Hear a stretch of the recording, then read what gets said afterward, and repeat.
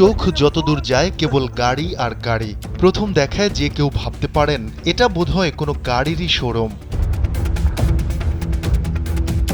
কিন্তু না, এটি যুদ্ধবিধ্বস্ত ও দারিদ্র্যপীড়িত একটি দেশের প্রেসিডেন্টের ব্যক্তিগত গাড়ির সংগ্রহ, যেখানে রয়েছে বিশ্বের সবচেয়ে দামি ও বিভিন্ন কোম্পানির লেটেস্ট মডেলের সব গাড়ি।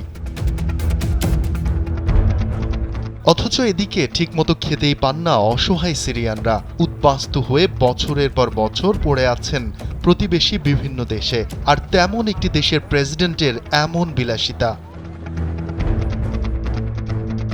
দীর্ঘ ২৪ বছর সিরিয়ার ক্ষমতায় গেড়ে বসেছিলেন বাশার আল আসাদ।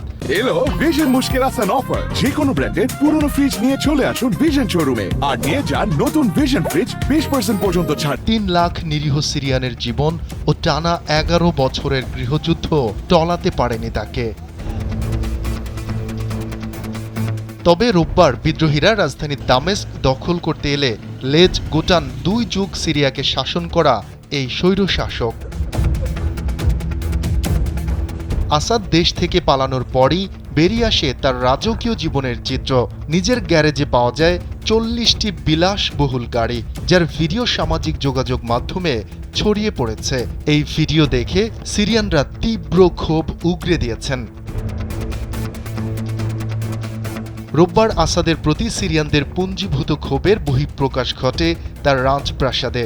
আসাদের পতনের খবর পেয়ে আল শাম প্রেসিডেন্সিয়াল প্যালেসে ঢুকে পড়েন ক্ষুব্ধ সিরিয়ানরা, চালান ব্যাপক ভাঙচুর। এ সময় অনেককেই প্রাসাদের নানা আসবাবপত্র নিয়ে যেতে দেখা যায়।